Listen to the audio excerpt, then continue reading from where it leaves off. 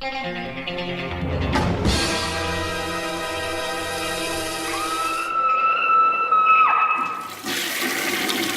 Mrparka here for week 27. I have 4 things to review for you, 6 movies. Let me hop right into this. The first one I'm reviewing is Attack Force Z.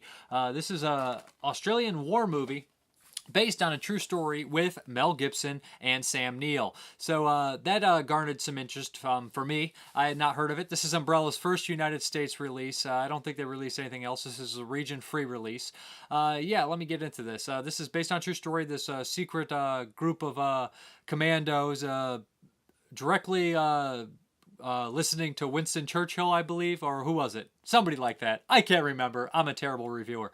But regardless, they're supposed to go on this mission in, the Japanese area and take care of some bad guys. And their goal is to not be spotted. They're supposed to rescue this guy whose plane went down. They're supposed to rescue who's ever inside of it. Nobody knows exactly who's inside of it except Mel Gibson's character who's running this operation. This is cool because it has these good, decent performances by these guys that you would go on to be huge stars. It doesn't really pack much of emotional, core until the end of the movie when you actually kind of care just a little bit, but you never care enough.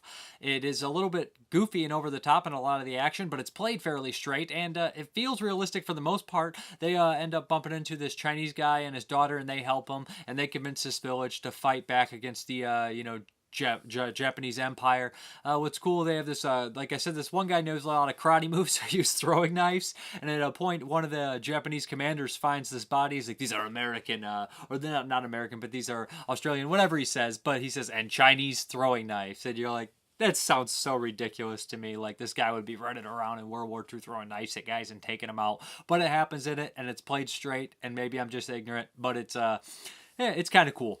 There's some decent action. There's a lot of people getting shot in here. It's well made. It's just it doesn't pack the emotional core that it should. It's not horrible. It's fairly entertaining, and it's a man on a mission movie, which I enjoy. And I like how the idea that this is a true story that I had not heard about, and it's a smorgasbord of people. They can be from Australia, America, Britain, and they're all on the same team. The movie doesn't take any prisoners. Right off the beginning, it means business. Right from the start, somebody gets killed that you don't really expect, and it moves on from there. It has some pretty dramatic death scenes, to be honest, at the end. Although, like I said, it doesn't set up the characters to be super likable, but they are fairly realistic. All in all, by the end of the movie, you see some decent action. You care a little bit. The score, I think, is really weak, and that's what I think. If you would have put a powerful score in this movie, I think that it would push it a long way. All in all, it's solid. It looks all right. In the daylight shots, it looks amazing. At night, it looks a little iffy. My guess is the budget here did that. But as far as the Blu-ray is concerned, that's what I noticed. That's what I tend to notice about a lot of these things. The night shots look a little, grainy or just not particularly great compared to the day shots. But those look spectacular. Sounded pretty good as well. The featurette on here, which has interviews with none of the big players, Sam Neill and Mel Gibson, I guess couldn't be bothered to do an interview on here, but I think the producer and 2 of the actors in here talk about it. And they mentioned that Mel Gibson, they knew he was going to be a star. But remind you, you cannot watch the bonus disc on, I could not watch it on my regular Blu-ray player. I had to put it in my region free, not bonus disc, but the featurette. For some reason, it seems that the feature may be locked to featurette, but not the actual feature itself, which I don't know what's going on with that, but that's what it seems to be. But that is Attack Force Z. It's a fairly decent man on a mission war movie. Hidden on a small Pacific island is a man with a secret.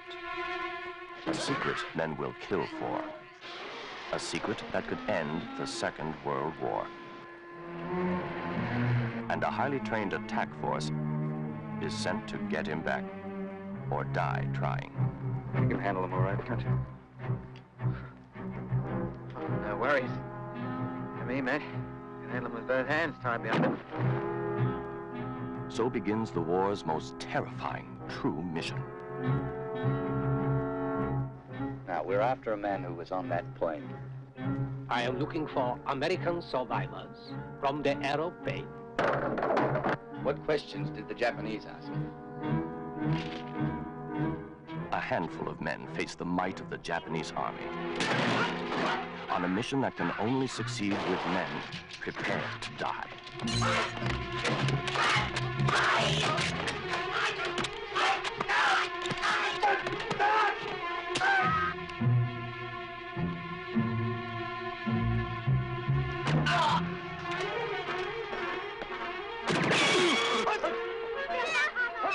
It's a mission that will affect the lives of hundreds of innocent people.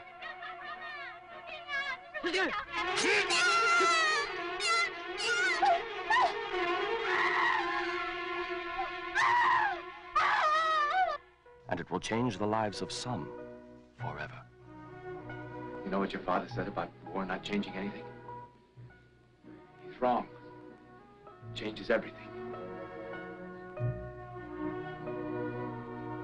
I will not tell you that we are your friends, but I will tell you that the war has come to this island, that you must choose a side.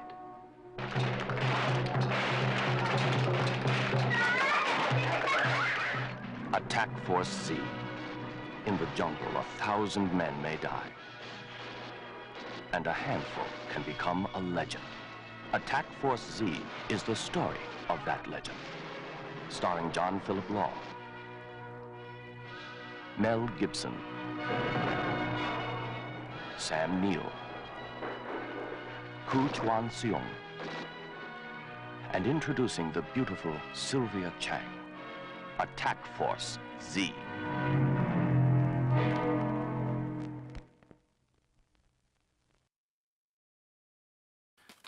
The next one here is JD's Revenge from Arrow Video. I had not seen JD's Revenge. I had heard about it here and there. You know, a horror blaxploitation movie kind of interested me. This one is wild, guys. This is a strange plot. Back in the, I believe, 40s, this, you know, two-bit small crook gangster gets double-crossed and pinned for murder and murdered himself.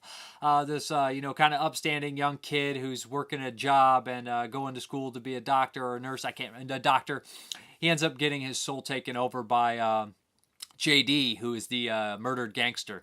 JD wants to go on a revenge kick using this guy's body. Lou Gossett Jr., it's a great performance by Lou Gossett. And in a lot of these movies, I typically used to see Lou Gossett kind of as like a reserve guy, you know, Punisher, and those who's kind of just there, toy soldiers. He's not bad. He's just there. This one, he is great. He plays this over-the-top preacher, you know, like, not, I don't want to say street preacher, but, you know, those ones that get really into it, and he's like a fighting preacher, he's boxing and stuff, and his congregation's totally into it. He actually was involved with JD's death in the past, and he's kind of turned a cheek, and his brother is running the organization. He's kind of a bad guy.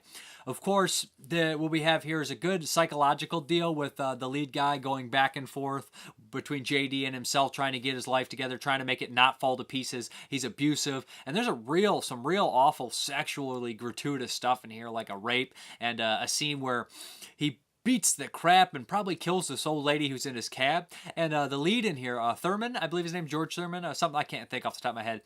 He does such a good job doing this dual role. And at first, JD, when he's playing JD, you think it's over the top, but it's kind of scary at the same time. Love seeing Lou Gossett in here. Bob Miner, of course, pops up in here. You can't have a movie made, exploitation movie made in the 70s without Bob Miner popping in and doing some stunts or just being a bit part. Like I said, the flashbacks work well. They're really cool. And although they do seem like they didn't have enough footage that they do, they incorporated a lot in here, and they keep using it and using it. By the time the end rolls around, you're used to it, and I think it works well with the movie.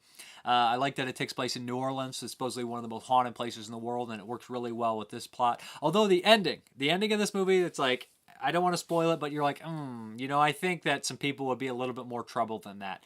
But that's just what I see there. I enjoyed the movie. The director, Arthur Marks, he had done some other exploitation movies as well, Detroit 9000, and 3 or 4 other ones. Bucktown, I believe, with Fred Williamson. So, yeah, it seems like he was really good at this stuff. This is a Sam Arkoff movie, AIP. So you know what you're getting into. They're vastly entertaining. They push the envelope a lot of times, and they're entertaining and they push the envelope. You get kind of the best of both worlds. On here, there's a nice little featurette with the writer, the director, I think the editor, and the lead actor in here. It's all cut together. It's really good stuff. It's made for this release. They're all candid about it, and they seem to enjoy the movie, and they seem to have fond memories about it. Yeah, it's a nice release. It looks good. It sounds good, and it's a blaxploitation movie I hadn't seen that pushes the limits and has some pretty crazy stuff in there. Really well acted and all around recommended.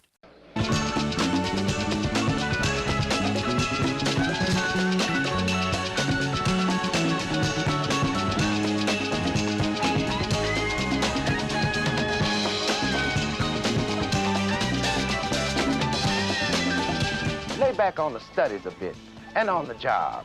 Maybe meditate, smoke some weed. And if the headaches come back, you come back and we'll check further.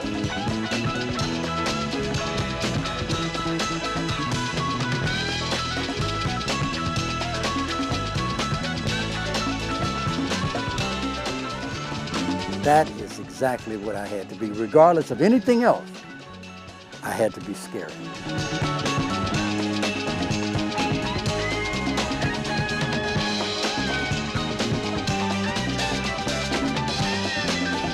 Tonight he kept saying he was this J.D. Walker. J.D. Walker. It wasn't Ike. I know that.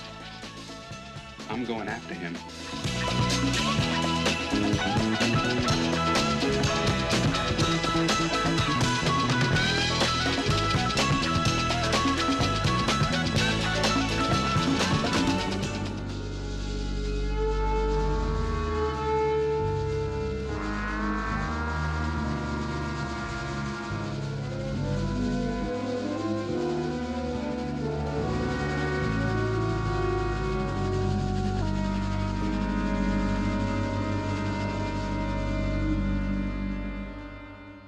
The next one here is Between Night and Dawn. This is the new Arrow box set. 3 early George Romero movies, his second, third, and fourth feature. There's Always Vanilla, Season of the Witch, a.k.a. Jack's Wife, and The Crazies. I had seen 2 of these movies. I never saw Jack's Wife, or a.k.a. There's Always Vanilla. No, I have only never seen There's Only Vanilla. I had seen Jack's Wife, a.k.a. Season of the Witch. But I had never seen There's Always Vanilla. I put these in. I started with The Crazies. I had seen The Crazies a few times. It was one of, actually, one I always really enjoyed. I thought it was kind of an underrated movie. Putting it in this time, it struck home much more. I love the hell out of it. Better than ever. Being older, you understand more of this. And you see a lot of these flares in George Romero that I absolutely adore. He's my favorite director. You see his mistrust in science, his mistrust in government, his mistrust in, outskirts on the people, just doing really dumb things. It's everything. The Crazies basically follows the story of this plane goes down and it's carrying some weird kind of virus that leaks into this small town's water population. And the government comes in. They don't seem worried about it first, but then afterwards they realize there's big trouble. This virus, they come in and they quarantine the town. This virus either makes you go aggressive and then die, or kind of makes you loopy and just lose your mind and die. So it's this strange virus. It's a bug. And the film follows these 2 firemen that decide to try to get away, along with the one guy's pregnant wife and some other survivors, including Lynn Lowry and Richard Liberty from Day of the Dead. So there's some familiar faces in here. They're basically running around the countryside while the generals and the scientists are trying to figure out what's going on. Richard France is in here from Dawn of the Dead, and that's the eye patch doctor. He's in here as a scientist trying to figure a cure out, and his voice is brilliant. He does a great performance, and he's one of these all-around likable characters. The Colonel in the movie is completely flabbergasted at the situation, and he does a tremendous job too. He doesn't come across dislikable, although he is doing a despicable thing when he has to. It just shows you, it paints this picture of how stupid everybody is, and all these loopholes and red tape not loopholes, but red tape you have to cut through to get things done. And this red tape pretty much makes things worse and worse and worse. It's bitterly ironic. It's mean-spirited as hell, to be honest. Just the way they unfold. And it has a lot of violence in here. It has a lot of shootouts. It has a lot of crazy things in here, and a lot of horror elements, especially this old lady who's lost her mind knitting. She stabs one of the guys in the quarantine suits, and she sits back down and starts knitting, and somebody else walks in. She's completely fine. I love the small little details of showing how these people are just off, or showing how they're crazy. And when they start to kind of turn, it's a lot of brilliant performances in here. The lead in here, the main guy, the kind of heroic guy in the movie, for some reason he comes across as, a masculine guy, a heroic guy, but not an idiot, and not just we're gonna do things my way. He comes across as a realistic and likable character.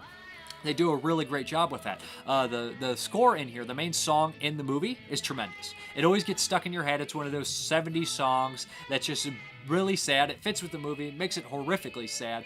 It's just a movie that you see, like Romero putting a lot of stuff that he would use later on with the scientist and Day of the Dead and whatnot. I really enjoy the hell out of it. I want to really go just watch the thing again.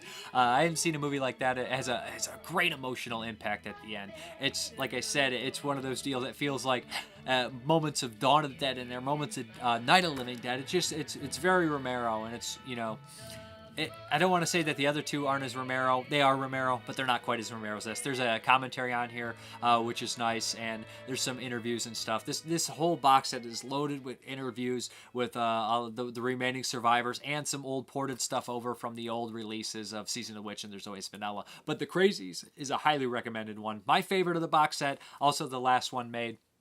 You'll recognize tons of faces in here, from Bill Heinzman to Vince, who shoots the guy who shoots Ben Jones, Dwayne Jones at the end of Night of the Living Dead. And he also pops up in Flesh Eater and does the same thing. Come on, Vince, stop shooting people. The next one was Season of the Witch, a.k.a. Hungary's Wife, a.k.a. Jack's Wife. Had a lot of titles. And this is a very strange movie. I saw it years ago. It is fairly slow, but it's an interesting movie. It's probably the most... not the best, but the most interesting of the bunch.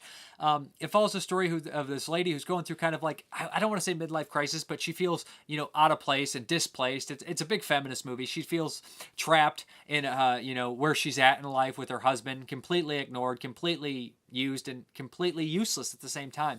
So she starts to kind of dabble into this witchcraft. She becomes interested in it. And there are some supernatural elements, but you necessarily don't really believe them, that they're supernatural, but they could be just a little bit. She starts to have this affair with this guy, one of her daughter's friends, and that's pretty much the whole movie. And there's a really depressing ending that, again, kind of like Night of the Living Dead.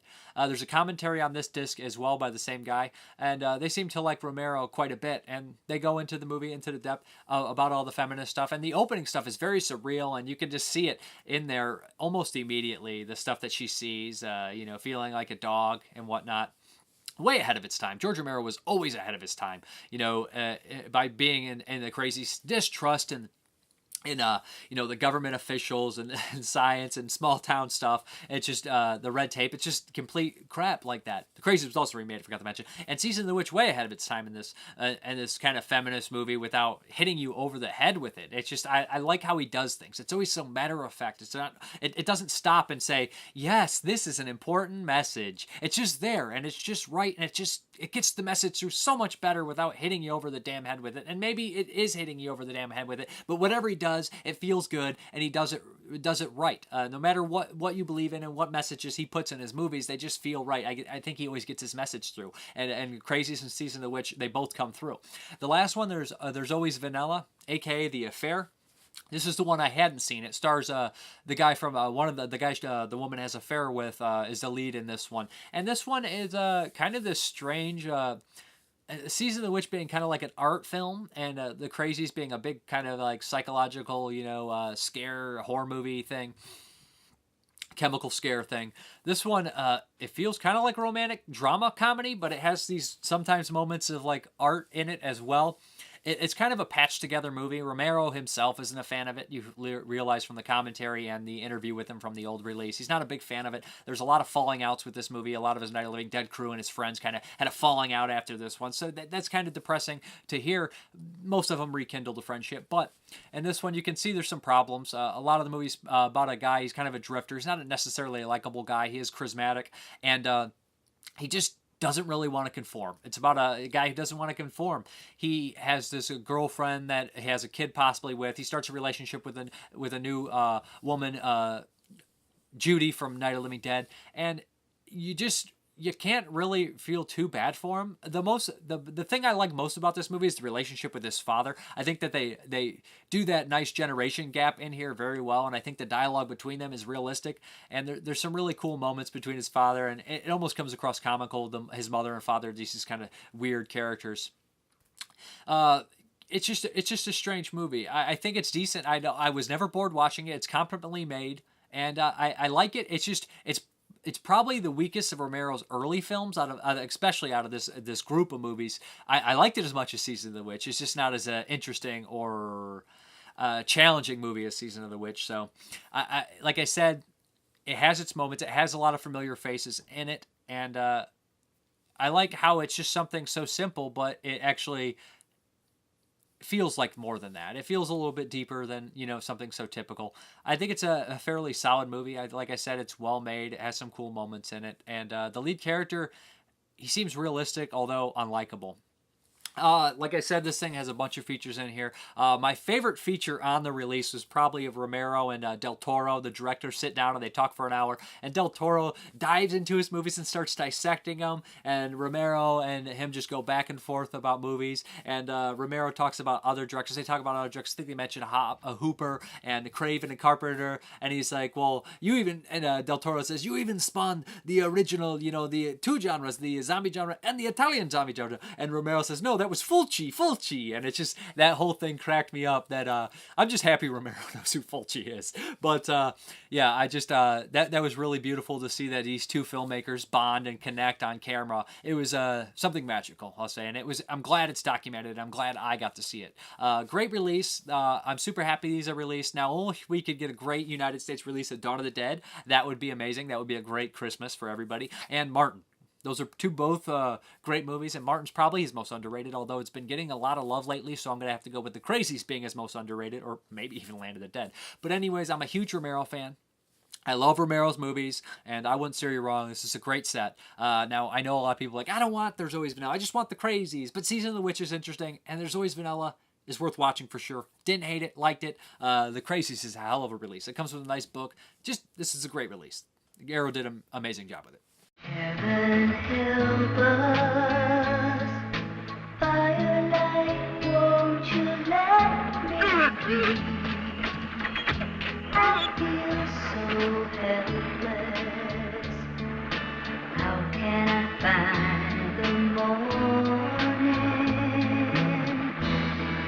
Daytime. You can't talk to me like that. You just can't pick a girl up off the street and tell her her father's a bag of hot air and that she has a fat ass. I want an apology. Romero handles the nudity in the scene quite candidly, as he did in pretty much all of his 70s films.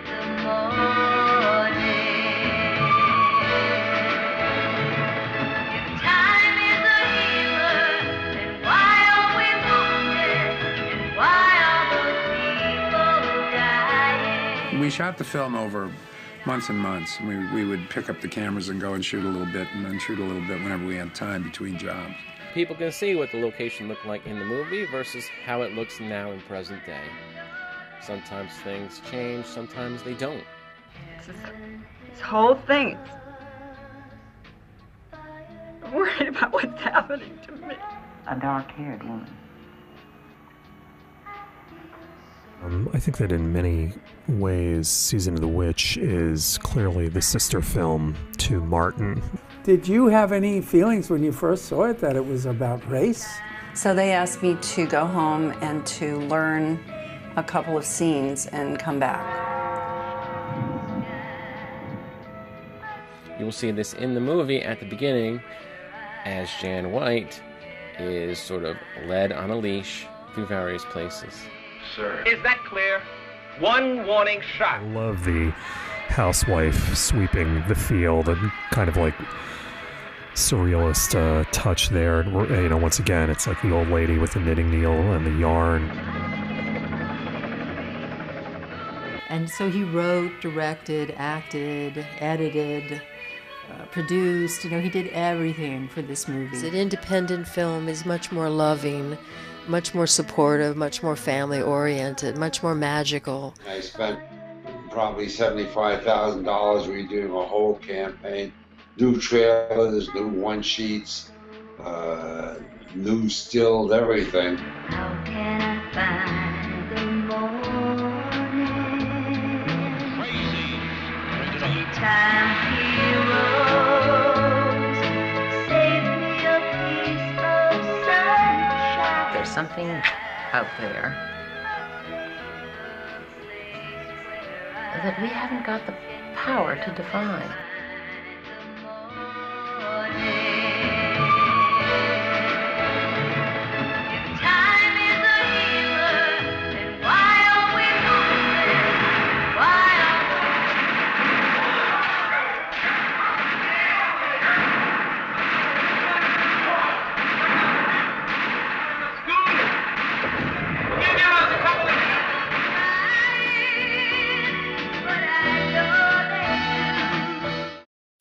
The next one, I don't really have a release for. It was sent to me by Sean Donahue. This is directed by Tim Ritter and Scott Temperman. This is I Dared You, Truth or Dare Part 5. It's been a while since I watched a Tim Ritter movie. You know, I'm a fan of Tim Ritter's, especially, you know, he did a lot of low-budget movies like the Truth or Dare series, 1, 2, 3, 4, and, you know, Killing Spree, Dirty Cop, No Donut, Creep, tons of stuff. Often works with Joel Dean Wynkoop, and there's no difference here.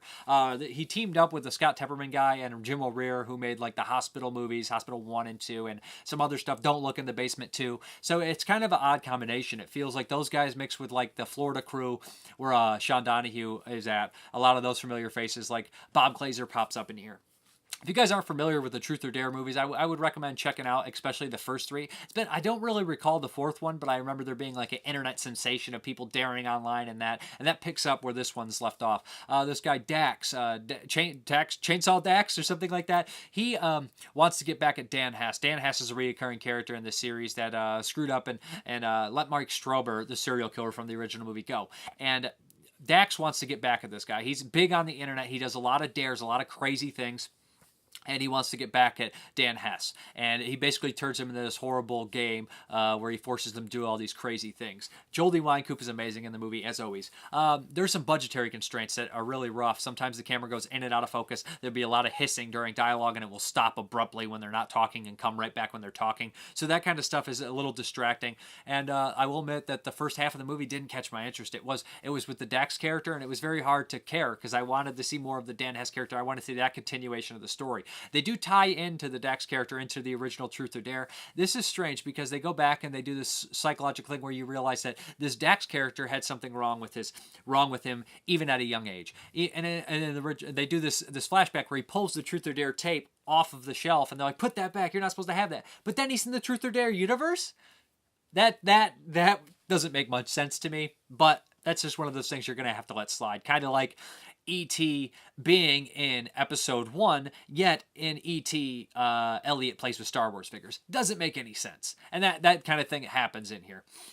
So that's what's going on at that point. Like I said, with Joel D's on the screen, it's great. And I enjoyed some of the cameos in here. Like Bob Glazer's scene's amazing. There's nudity in here. There's the typical Tim Ritter, spousal cheating and not letting go when someone breaks up with you. That stuff is throughout Tim Ritter's movies. It's been there forever. But like I said, the climax of this movie, like a lot of the Truth or Dare movies, the climaxes are always really fun. And this one, it doesn't, cheat you out of that. Like I said, the budgetary constraints are there, and they are distracting. And the first part of the movie, I really wasn't interested. I couldn't get hooked. I was kind of bored until they bring it to this other storyline and they start using Dan Hess as a puppet. That's when the movie gets interesting. That's when the movie gets fun. That's when the actors and actresses start having fun in it and doing, I think, not necessarily a better job. Some of the side actors and actresses aren't great. Some are good, but Joel D. Wynkoop stands out in this one. And he gets a chance to go completely ballistic. I don't want to spoil anything in here, but he's forced to play Truth or Dare himself. And I like the idea that this whole thing's an internet sensation, that people are daring each other to do these things online. That's interesting. There's always something interesting about the Truth or Dare movies. The second and third one, especially the third one they add in. I believe it's the third one they add in that, these serial killers are becoming more popular than the actual people that were the victims, and they're being glorified, and I like how he adds that in there. And it's amazing to me that these Truth or Dare movies continue, and they kind of go together. They actually bring things back. It's like the low-budget Saw, that they keep bringing these people back and back into the movies. I don't want to compare it to Saw because this was made before Saw, the original, but you know what I mean. It's amazing how they keep bringing characters in and how they tie back in with the originals and how they go together and they have themes that go together. I think that's really cool. This is probably, I don't remember 4 particularly. This one's not as good as the first 3. I did enjoy the ending, like I said. There's some blood and gore in here, and some of the dialogue is painful, and there's moments of comedy that I don't think fit. They're kind of weird and almost out of place. And like I said, these complaints, they do weigh a little bit on the movie. But if you check out the trailer, or if you like Tim Ritter's other movies, or if you like the Hospital and stuff like that, or you like the Florida film movies, then the Florida low budget movies, like the sleazebox stuff, you'll enjoy this one. And I think if you do watch it, if you do purchase it, if you do get a chance to check it out, make sure you make it till the ending, because there's some really fun stuff in there. That is I Dared You, Truth or Dare 5. This is getting released, I believe, by Gator Blade Films. All the information will be below in the description box.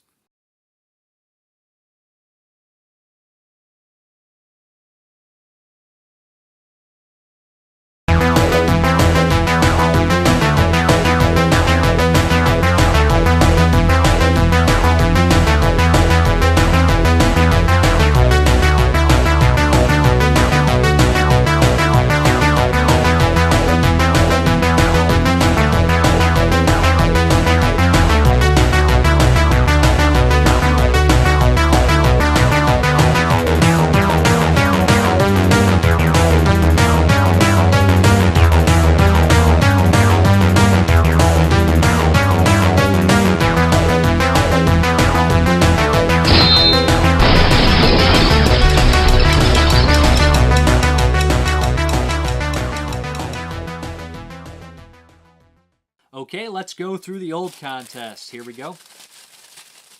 Let's see who's going to win this. Man, the post office was so packed when I went to send those packages. Sometimes, you know, I don't send the packages right away. I wait till I get 2 or 3. I hope that's all right with you guys. I'll just keep you updated. Who do we got? We got Mike. Don't know who Mike is. Didn't use the last name. So, Mike, let me know. Hopefully you watched the video, because I still have not got... The guy who won Django Kill still hasn't contacted me. So, hopefully he's not really upset. He's like, I'm never watching this again. You ripped me off of a movie I won. I'm trying to get it to you. I just don't have your address.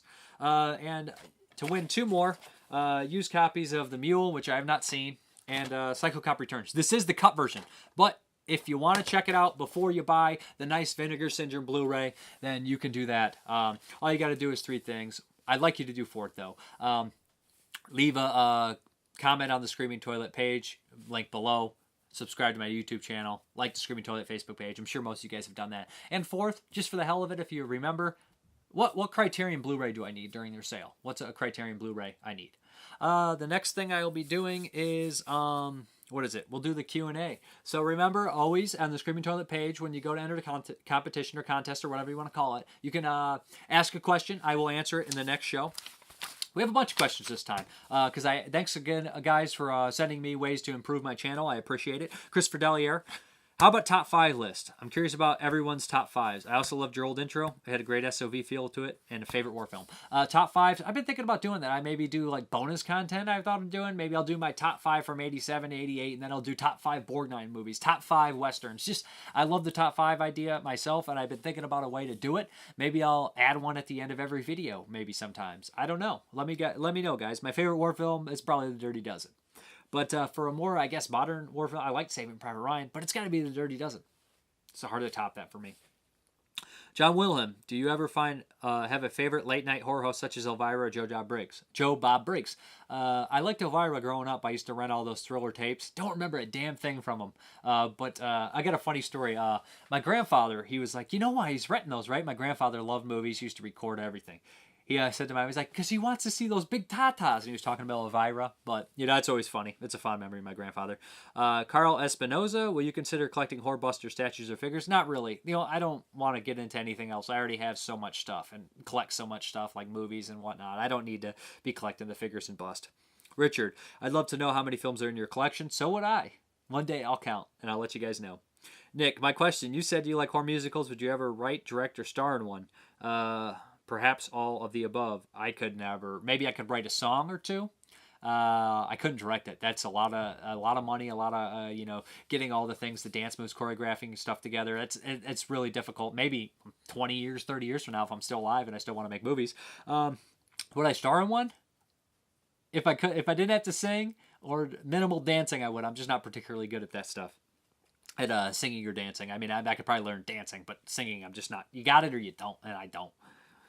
Chris Leopard, I was also wondering if you're a fan of old school martial arts films.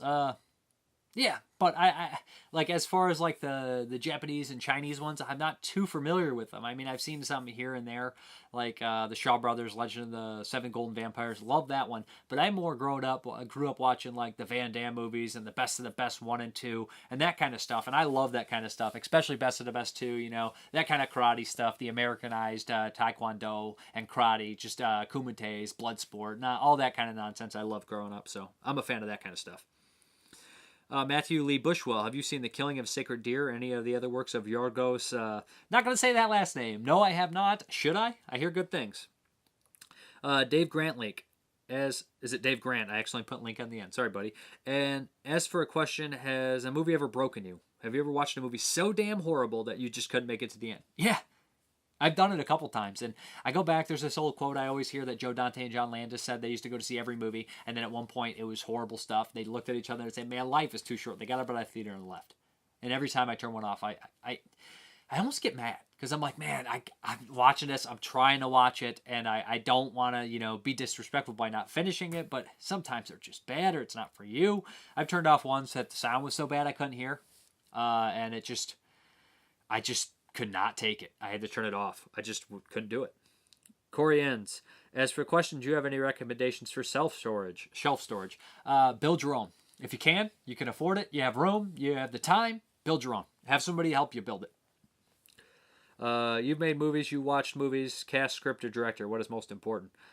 All of them are important, but a good actor and actress can save a bad movie or come across great in it. Can a director save a bad cast and a bad script? I don't know. Maybe.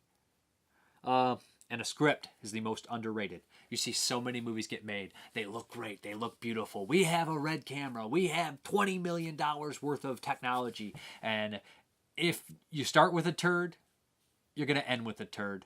I always wanted to draw one of those little like comical satire cartoons, but I can't draw worth a shit, of all these big lights and these big cameras and a big film crew staring around there looking like a big director, whole film crew, and there's just a turd sitting on the ground and they're all focused on that turd. Because that's what sometimes it feels like. You know, you have all this stuff you put into, you try your best, but you start with a turd. You're going to end with a turd, you know? As, Robert Prosky says in Christine, you can't polish a turd. Okay, let's go into the update. I got a bunch here. I would have another Criterion, but they sent one and it was all messed up. It looked like it was used, and I was like, that punch in the back. I was like, I'm sending that back. So I'll start with the Criterion.